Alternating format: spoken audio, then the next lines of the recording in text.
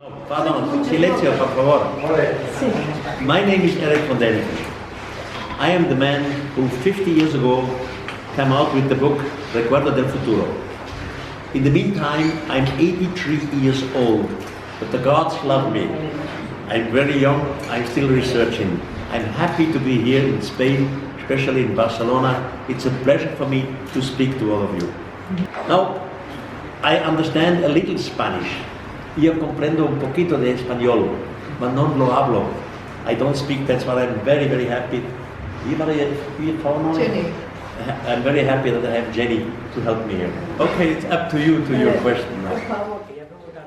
How has your way of seeing the UFO phenomenon changed over the years? You know, in the beginning, 50 years ago, I was criticized practically by everybody. The scientific community crashed me down. In the meantime, the spirit of time has completely changed. I just come from a congress in Pasadena, in los Estados Unidos. There were 24,000 people. Yesterday, I was in a congress in Manchester, in England. There were 5,000 people. Among them, more and more scientists. The critic has stopped, because in the meantime, we have learned that my suggestions could very well be true. And more good information has come to the scientific community. So I'm happy that the spirit of time has changed and will continue to change. Yes, please. To what extent has your work influenced current researchers? What is your view on this? I try to bring proof, real proof which you can control to support my hypothesis. Things which you can photograph, which you can quote. I have nothing to do, for example, with esoterics or with religions. Yes? Of all the world's most ancient cultures, which one would you consider the most mysterious? Oh God. Well, there are many of them. So one of them is the Great Pyramid in Egypt. You all know the Great Pyramid in Egypt. But in the last years, more and more secret rooms have been found in the Great Pyramid, and the public is not informed. I will show some of these rooms in my speech. And there are old Egyptian historians who say that the Great Pyramid was not constructed by Cheops. They say the Great Pyramid was constructed by a man with which the name was Saurin. But Saurin is the same figure which the Hebrew community call Enoch, and the same figure as the Greek community called Hermes. Now there is a book of Enoch, and we know that Enoch was in contact with extraterrestrials.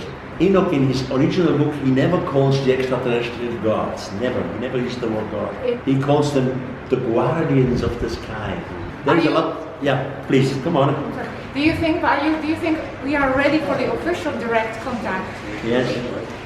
I am sure at the moment this planet is under observation. So somebody is studying us, somebody is studying our political system, somebody is studying our religious system, somebody is studying our weapons, our virus, our bacteria. They want to know how we function. This group of extraterrestrial who observe us, of course they will have the force and the quality to show up at any time. They could show up on a football stadium where all the TV cameras are already here, but they do not do it because they know our reaction. We would be shocked completely. It's the shock of the dioses. So they respect us and they make this changement slowly in 1 or 1.5 generation. And this is exactly on the process now. I'm sure about this and we can prove it. You see, we have thousands of religions on this planet.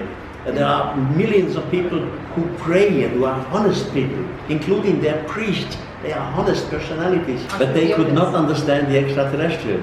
They would believe this is evil, this is the devil. So we would fight against them. Eric, ¿tú piensas que este contacto ya es próximo? Y si sí, ¿por qué? Do you think this contact is just coming? And if it's yes, why do you think that? Now, it will happen within the next 10 years. Official contact within the next 10 years. And why do you think that? I have too much information about these things. Could you share some of this information with us? You know, there are persons who were in contact with them, and honest persons, like American astronaut Ed Mitchell, who was on the moon. I knew him very, very good. the American professor, Harvard professor John Mack, I knew him very good. These are all wonderful scientific personalities, and there is a contact between some of them and us. When we can prove this in the meantime. Have you come across any discovery that has really impressed you? Well, there are many discoveries. I hope you are in my speech there. Of course I will. In an hour. I will. And I show you the most incredible Os things. voy a enseñar. I will show you mine. For example, the newest thing which I just know, we have always had the question, were in the past some giants there? Había gigánticos en el pasado. No, in the literature of the historians, yes, there were giants, but we never had a proof. But in the meantime, we have a proof. In a tomb in Saqqara, Egypt, somebody found a finger of a giant. The finger is 38 centimeters long.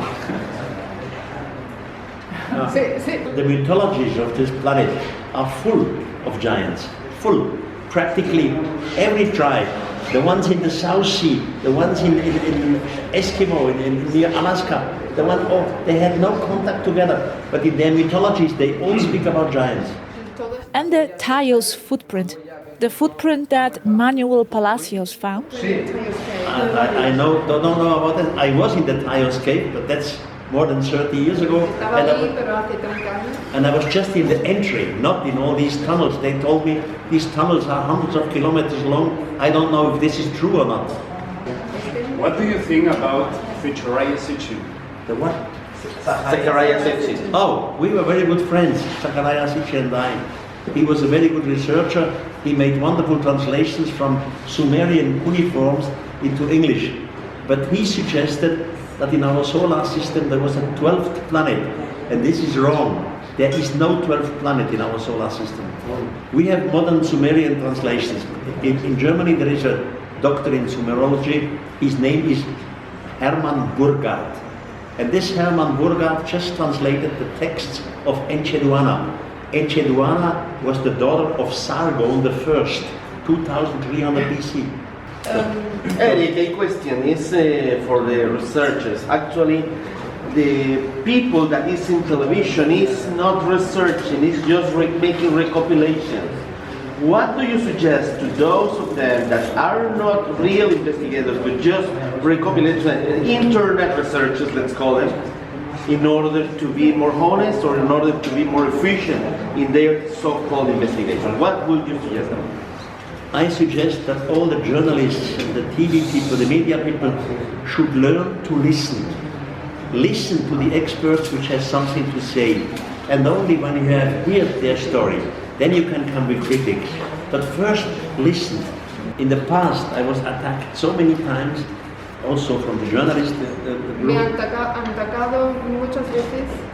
And when I came together with the people, I asked them, which book have you read of me? And they say, none. This is a problem of communication. I love to speak with critics. I love to debate with critics and with skeptics because they lose anyhow. Me encanta. Mr. von Däniken, I have a question. It's a bit of an off topic, but as you said, your first books were published more than 50 years ago.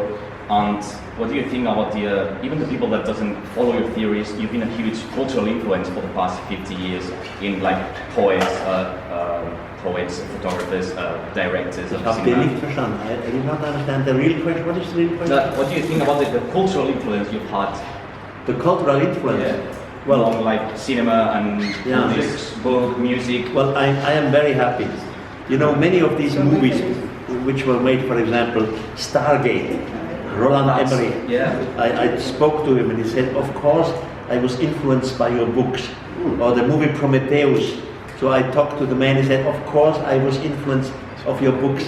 And now I just always meet people, like now in the United States, there are people coming to me, hundreds of them, and say, I was influenced by your books. So I'm very happy to hear this. But I always make clear what I do has nothing to do with the religion. I don't want that somebody comes out and makes a new sect or a religion out of my thinking. It's just a question of information, not the question of believing. Okay, I would like to ask you, after 50 years of research, what do you think you will miss from this world in the following 10, 20 years? Or what is the path that we are living right now? What are the changes? Because we are watching some changes. You know, in the meantime, I'm 83 years old. Yeah, that was the point. Of course, mankind will have a contact with extraterrestrials, I suggest, in the next 10 years. And for the moment, I still have a very good health. I still smoke and drink. But I have never in my life taken any drugs. And I said, I'm married, by the way, since 58 years with the same woman. And I said to my wife, if now, because I'm old, I will become sick, then I start to take drugs. What is the difference between gods and extraterrestrials? And it is said that the Sumerians had a lot of evidence of contact with these entities that was looted by the United States. What can you say about that?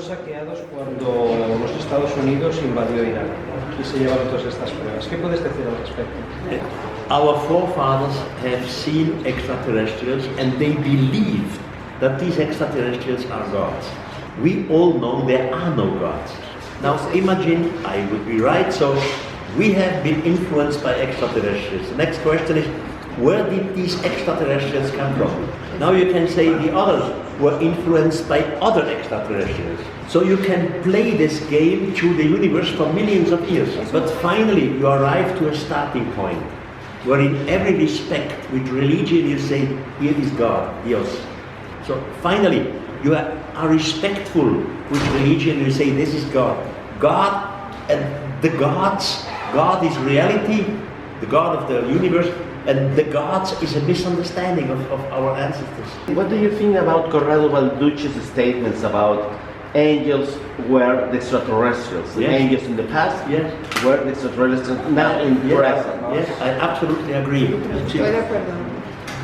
We know in our religious traditions, we have words like heaven, for example.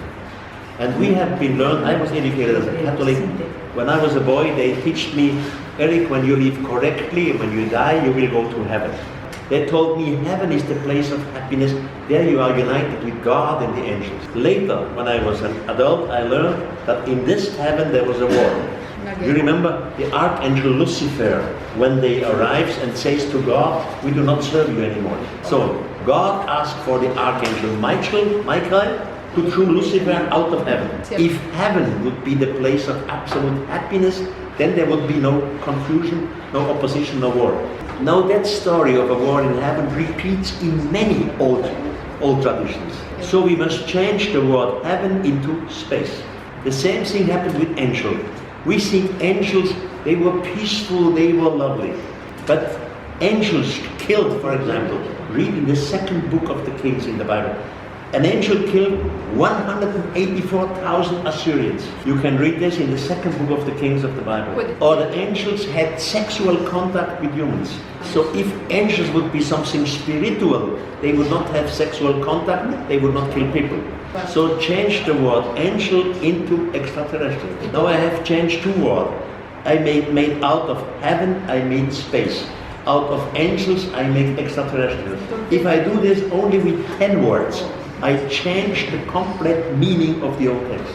Because our ancestor, our professor, who translated these old texts, they were brilliant personalities, but they had no idea of extraterrestrials. So they have translated these old texts always in a religious, psychological way. In the meantime, we have new translations from Sumerian text, from Hindu text, from Sanskrit, and we know the situation has changed completely. Okay, what drives your passion? Because you were so amazingly passionate about this. Aren't you tired of the whole subject? Like maybe already? No, I love it. You know, I feel myself like a sort of missionary who has a message, but not a religious message. That's the difference. And I like the discussion with journalists and with critics. That's all wonderful. You know, I'm not the man who has conspiracy theory. Conspiracy. I'm not the man who has conspiracy theories. You're the master, my friend.